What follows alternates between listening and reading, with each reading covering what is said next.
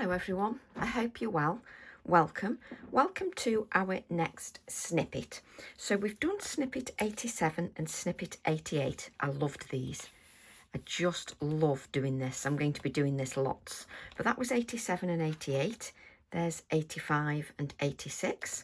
So I'm going to forget the number now. So we're on snippet 89. So let's just move that somewhere. So again, for snippet 89, it's all about simple ideas and simple techniques.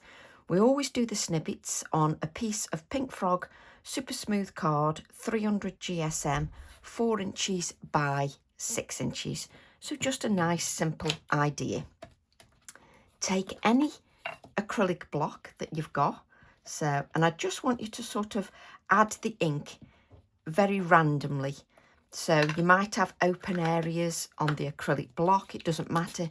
Just give that a spritz, like so. And then I want you to just turn that over and add that to your project. Now you can leave it like that if you wish, and the longer you leave it, if you leave it longer, it stays in that position. You can press it so that it spreads a little bit further if you wish. Now, if you leave it, it will stay in that position, as long as you leave the acrylic block there, like so. If I lift it up, it will all sort of move, which is also fine as well, which is obviously what I'm going to do. So I'm going to lift this up. You can go back and add bits, and then I'm just going to move, just like so. You can add little drops that are left on your acrylic block, and I'm just going to move that. There we go. I'm then going to wipe my acrylic block like so, and then I'm just going to spritz a little bit with water, and then I want you to leave that on one side and let that dry naturally. If you don't want to let it dry naturally, you can blot it, but obviously it changes the effect. But you can blot little, if there's certain areas you don't like, you can blot those. But what I'm going to do is leave that on one side for the next snippet, the opposite snippet. And this is one that I've let dry naturally. Now let me show you. Can you see where it's quite dark on this one? This is where it'll be dark on this one, where you've got the puddles. There was obviously a puddle here. It looks different every time you do it. So you will have darker areas here on this. It's entirely up to you what you do. And you can flick water at it afterwards if you wish. But you can see I've still got wet on here. And if I left that to dry naturally, that would go really, really dark. You can actually blot that, so it's a little bit lighter, but it's entirely up to you if you let it dark, if you leave it very dark. Can you see the oxidization, the cloudy areas, in other words, where the oxide has reacted with the water? Okay, so now we're going to create something very simple. So what I'm going to do is I'm going to use my Holly and Berries TE21. I'm going to take the holly and I'm going to ink the holly. Do you know, I thought I'd got the greens out. Obviously, sometimes I wonder about myself. I think I've got colours out and then I haven't. Very odd.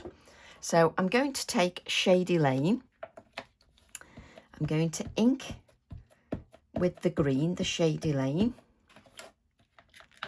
And then I'm going to take touches of Portobello. So just add little touches of the Portobello. And I'm then going to stamp the holly this way.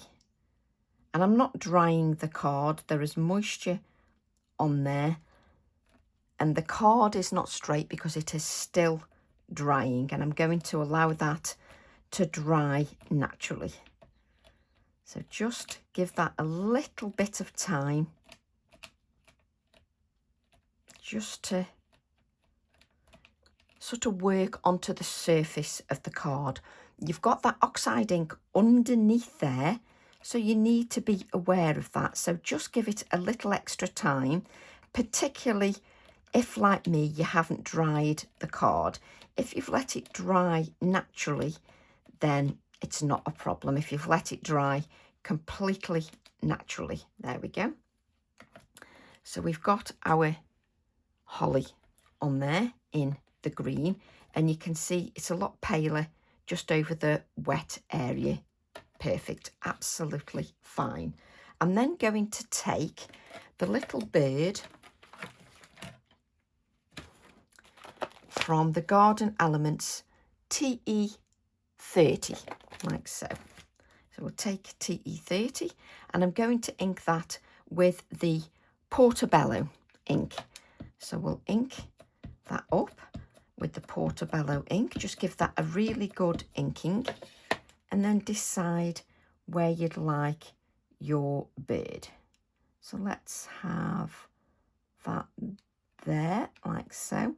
So I'm using the Portobello ink just to add the bird.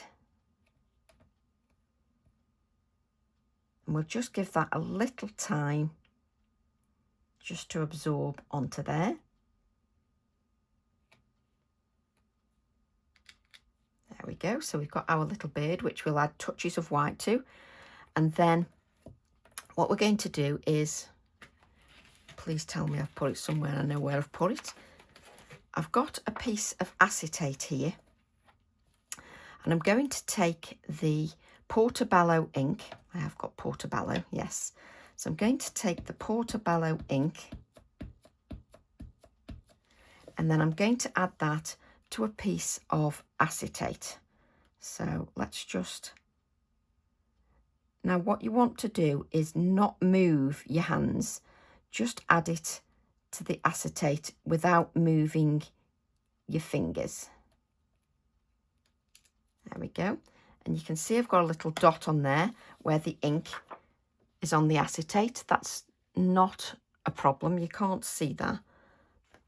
Let me just grab a piece of white card just so that you can see the bird on there. I'm then going to turn that over and just add the little bird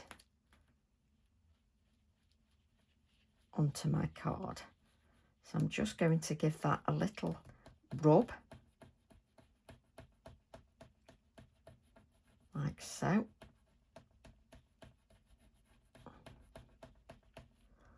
And then you can just lift this, there you go. And then you've got the bird in the opposite direction. Now you can leave it nice and pale like that if you wish, or if you want to. So if you were putting it in the middle of a bauble, you could have him as a reflection and paler. So we'll just take a little bit of water, and I've got the shape of my bird, and I can go in and I can just add a little bit more darkness to that. If I wish, I can colour in my area here.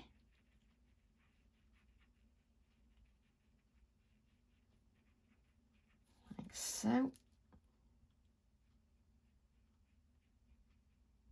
I'll just colour in our little bird. Just so then you've got it in the opposite direction. Like so. There we go. So we've got the bird in the opposite direction now, which is wonderful. We'll add the touches of white soon. Let's just add a little bit more darkness so I can continue going in and making that even darker should I wish. So we'll just give that a little bit of time to rest, and then I'm going to take the holly again. So this time we'll just stamp it with the Shady Lane, which I always forget the name, and it doesn't matter if I overlap with the holly. So I'm just going to add a little bit more of that shady lane. There we go. We're not so much on the oxide there, so I don't need to hold that quite as much. Now, where are we? There we go. So I've then got my mistletoe. So let's take the little bit of mistletoe, which is TE19. Got nowhere to put anything. And I've added a little bit of mistletoe on its own for you. So we'll take that little bit of mistletoe and we'll grab another acrylic block. Do you like how I don't know? We'll use the one we did before. So we've got this little bit of mistletoe and I'm going to ink that in the shady lane. And then I'm going to add, let's have it there, like so. So just have the little bit of mistletoe, like so. Wonderful. And then we'll grab our black ink and we'll then take a wish. So we'll add with warmest wishes, or you can add Christmas. So I'll add with warmest wishes.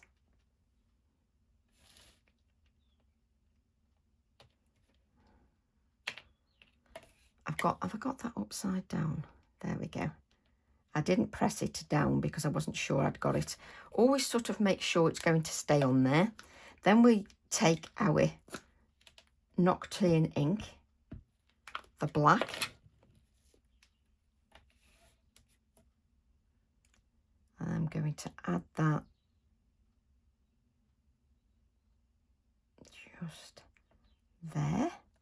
And I don't need to press too hard because that sentiment is a fine sentiment and it doesn't need too much pressure. So there you've got the basis of your little snippet. And obviously you can add a few little details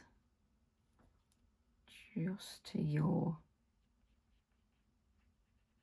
beard.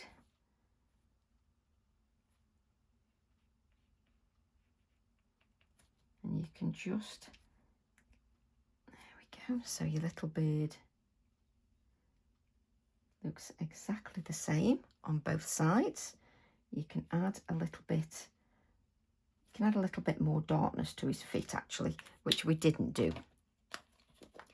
So you can add a little bit more depth to little birdie's feet. Where's my kitchen roll to make sure we don't add too much moisture? But you can add a little bit more. I think I've used the wrong colour, haven't I? Yeah, because that is vintage photo and I use scorched timber to colour the bird with. So it was scorched timber to colour the bird, just to give a little bit more depth to those feet. You only need to touch it with the scorched timber just to give a little bit more depth.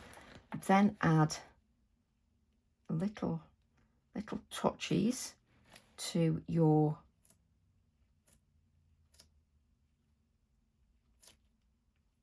holly. So just add little touches to your holly just to give those touches of white.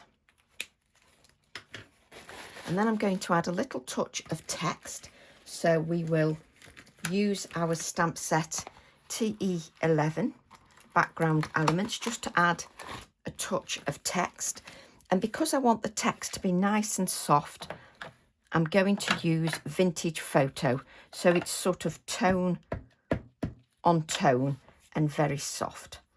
So I'm going to add a little bit of text here. And I'm not pressing very hard. So it really is sort of tone on tone. That is lovely. I think that's just enough, just so that you can see it is that tone on tone. And then to finish your, actually, I nearly did it then. I was going to say to finish, add your splatters, but just add a little bit of shading just under here with your Inktense pencil. Inktense Chinese ink. And just blend that out. There we go. Just blend that out. And then we'll add our splatters.